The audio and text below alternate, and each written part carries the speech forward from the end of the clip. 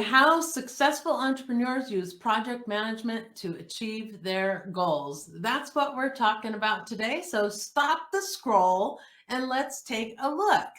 All right. So, one of the first things that when we're using project management, one of the first and ideal things for you to do is to create a strategic plan.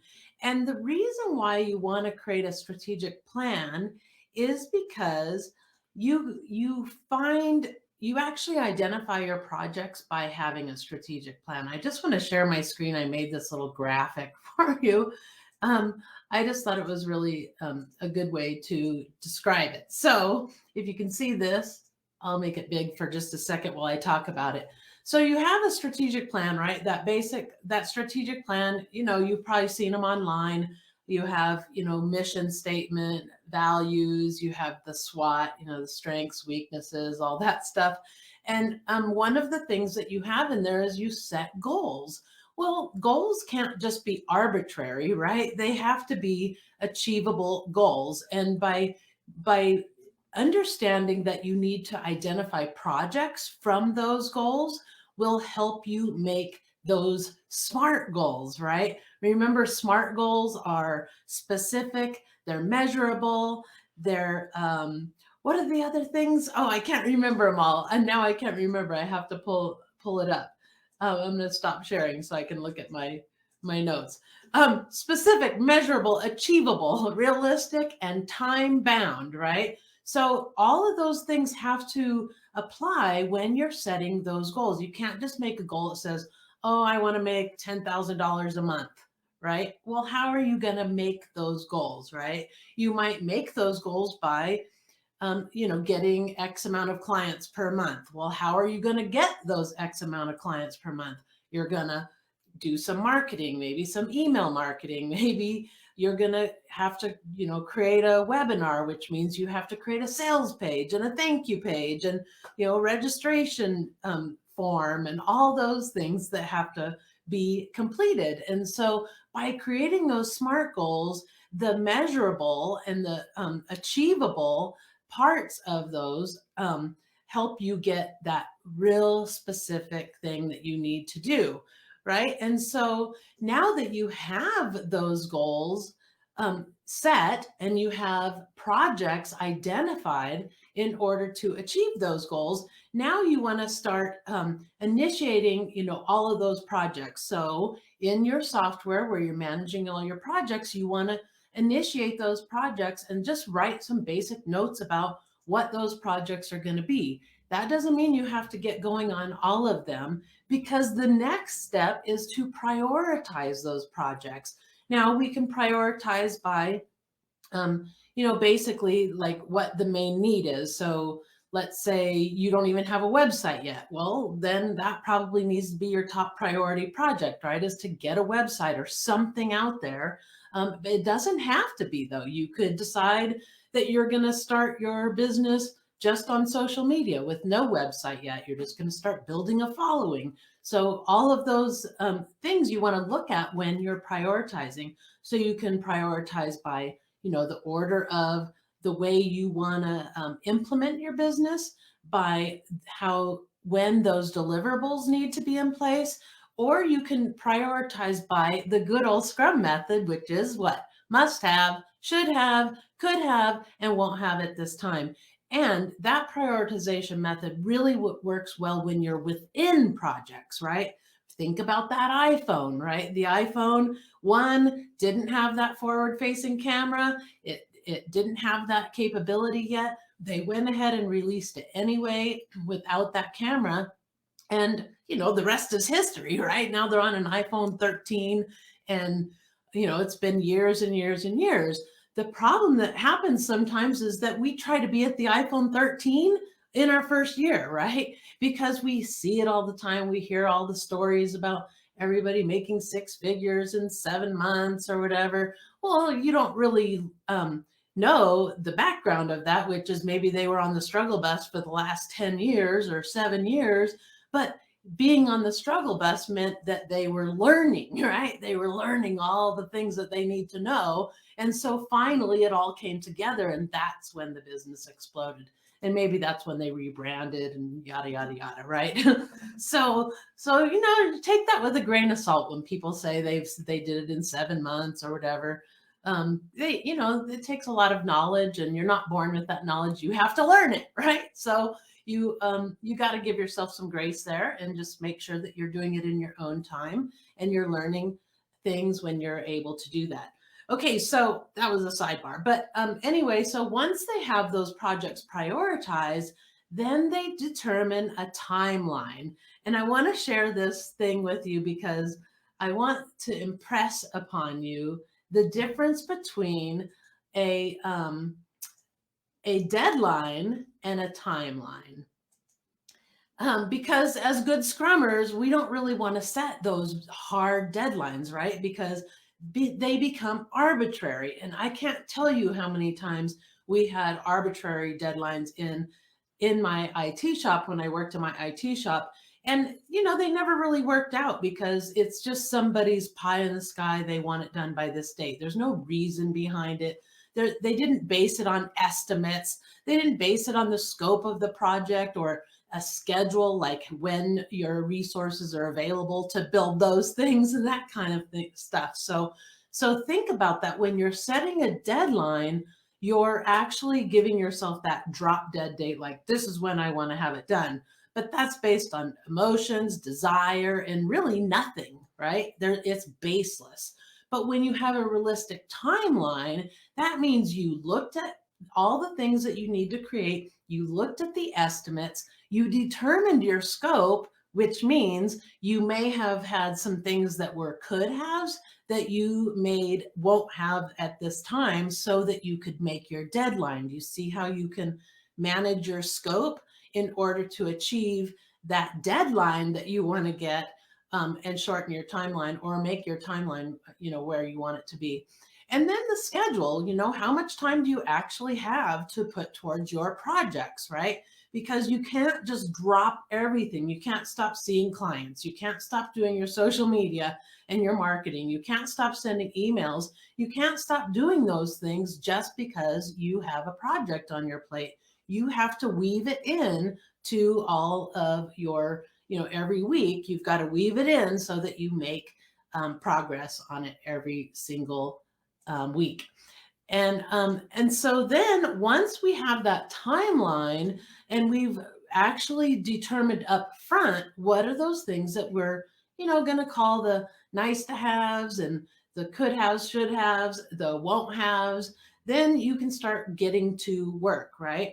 Once you get to work and you have those things, as you get closer and closer to your timeline, to the deadline in your timeline, you can start, you want to make sure, one is that you're always working on your must-haves first, then your should-haves, then your could-haves, because if you run out of time, you don't want to have all your could-haves done and none of your must-haves done, right? So make sure that you're prioritizing and you're actually working the priorities, okay? So then once you have that project to a place of where it's, good enough, it's good enough, right? The good enough principle is huge, and that keeps you out of that perfectionism paralysis, right? And so it helps you embrace progress. And so you build that, at least part of it, you get the bare minimum out there, it's good enough, you get it out there, and then you go into a continuous improvement cycle. And when you do that, then it really frees you, right? Because you don't have to feel like you are, that has to be perfect. You're going to leave it and that's it. You're never going to look at it again. No, not the case. A sales page, let's say you create a sales page, it's not going to last 10 years. You're going to have to update that sales page. Your course isn't going to last 10 or 15 years. It'll become dated. You're going to have to update that course and review it every year or something. And so embracing that continuous improvement process and making it part of your development of your business is huge in helping you to, one, make sure your stuff stays up to date, two, get you out of that paralysis of having to be perfect and gets you into the good enough principle. So each time you say, okay, I'm going to do continuous improvement. I'm going to go through an audit. I'm going to create a list of all the things that I want fixed. Then I'm going to prioritize that list and I'm going to knock out the biggest ones, right? Any bugs or any things that you think are a must have that really should be added to it. Those are the things that you want to do in continuous improvement. And the rest you can leave for the next time you review it and the next time and the next time. You may not have the time to get every single thing done, but that's the nature of your business. And that's the nature of IT, right? Is, we put software out there to the world, and then that software has bugs. Maybe it missed a requirement or a new scenario came up that we hadn't planned for. And so that comes up, and we have to prioritize those based on the need, based on, how many cases are really going through that exception in our logic, right? How many scenarios are there, and how many people are actually going through that process. And so we're always prioritizing because the work will never end. The work will never end.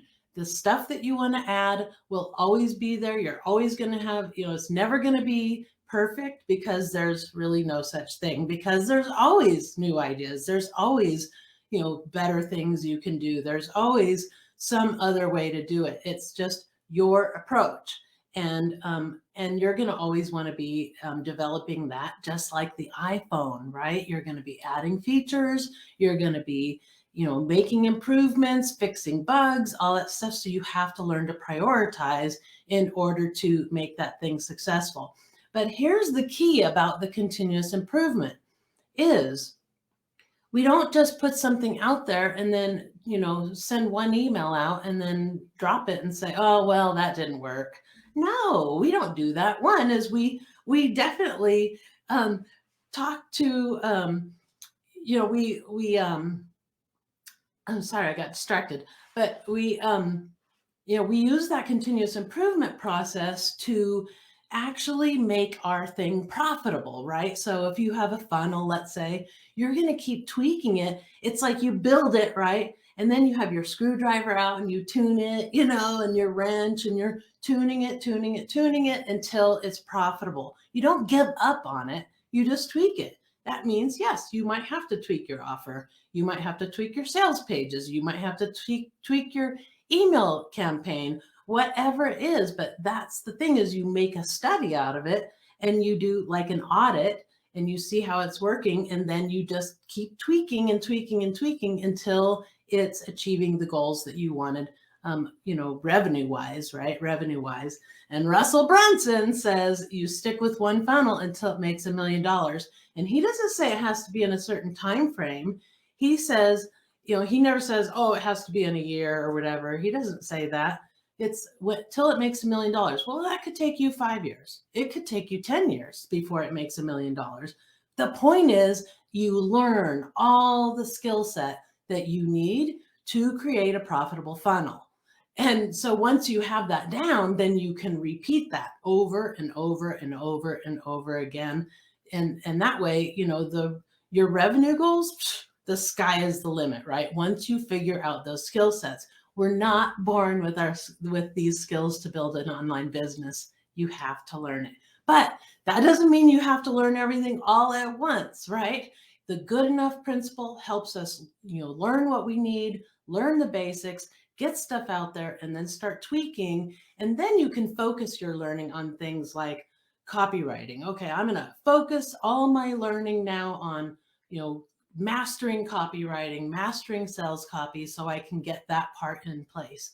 And then the next thing you might do is I'm going to focus all my time and attention on creating a really, awesome course that's, visually beautiful and everything. I mean, right now it's just, videos or whatever it is, right? And you're just going to keep tweaking it. Remember the iPhone, right? You keep tweaking it, you keep making it better and better and better, adding features, fixing bugs. Okay, so just to recap, let's just go through this one more time. So the whole point of this was How successful entrepreneurs use project management to achieve their goals.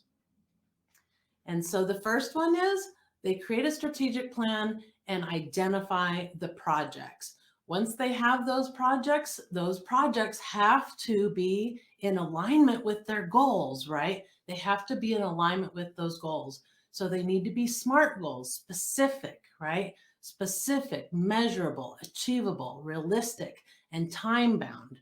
And then they prioritize those projects based on what the need is now and their strategy for building the business. And then they determine a timeline, not an arbitrary deadline, a timeline based on estimates, the time you have available, all that stuff.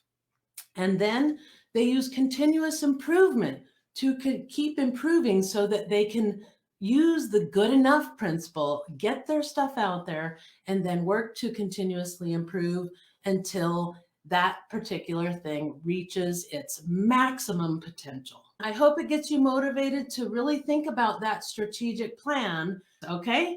All right, you guys, I will see you in the comments. Bye.